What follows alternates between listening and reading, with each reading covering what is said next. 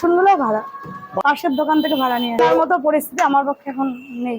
নমস্কার বন্ধুরা, আজকে আমি চলে গেছিলাম চলো খাই শ্যামলির দোকান।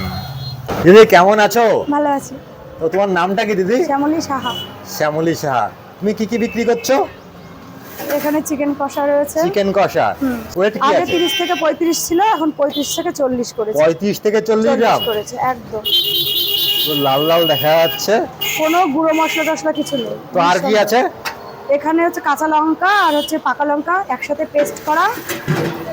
আর এখানে রাইস। হ্যাঁ, এই যে রাইস রয়েছে। পুরো ঝুরঝুরে রাইস দেখতেই পাচ্ছ তোমরা বন্ধুরা। এখানে সবজি প্রচুর পরিমাণে দেখা যাচ্ছে না দিদি? তো কি চাল ইউজ করছো রাইসে? বাসমতি রাইস। বাসমতি রাইস। তো আর কি আছে তোমার কাছে? আর বাসন্তী পোলাও রয়েছে। বাসন্তী পোলাও। হ্যাঁ, কারণ এখানে ফুড কালার না, একদম হলুদ ইউজ হয় সানরাইজের। আর এখানে বাসমতি রাইস রয়েছে, কাজু কিশমিশ ঘি যেমন থাকে তেমন পাবে। তো রাইসটা কি ইউজ করছো? এটা বাসমতি রাইস। বাসমতি রাইস। হ্যাঁ, একদিন গোবিন্দভোগ থাকে, একদিন বাসমতি রাইস, দু রকমই থাকে। এক এক দিনে এক রকম থাকে তাই তো? হ্যাঁ, গতকাল যেমন গোবিন্দভোগ ছিল আর আজকে হচ্ছে বাসমতি রাইস। তো তোমার দোকানে আর কি কি পাওয়া যাচ্ছে?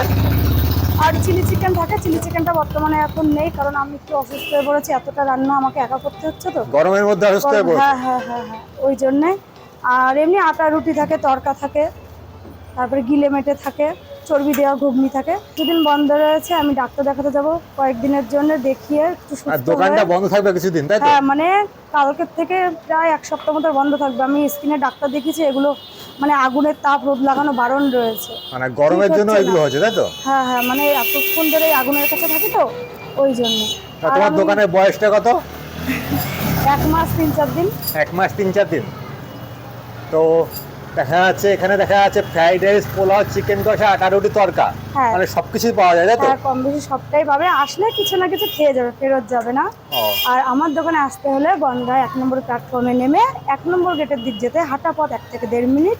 সাথী সেলুনের অপোজিটে 5 রোড 3 রাস্তা।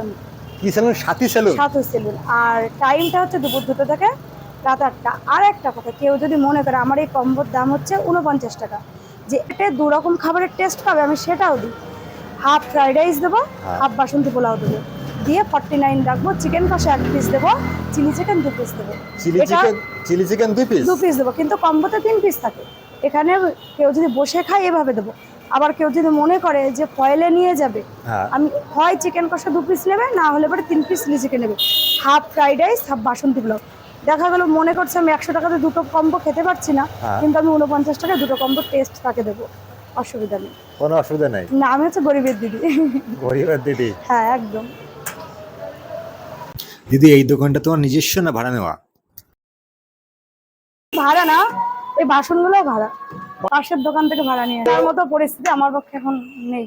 আমি চেষ্টা চালিয়ে যাচ্ছি ওটা ভাড়া নেওয়া, যেন দোকানটা দাঁড় করাতে পারে। ওই মা মেয়ের খাওয়ার খরচাটা ঠিকঠাক করে উঠছে। আমি আর মেয়ে। হ্যাঁ, আর হচ্ছে হাজবেন্ড বাইরে থাকে, যে কাজের জন্য অসুবিধা হচ্ছে, ওই জন্য আমি আরো দোকানটার উপর ফোকাস দিয়েছি বেশি।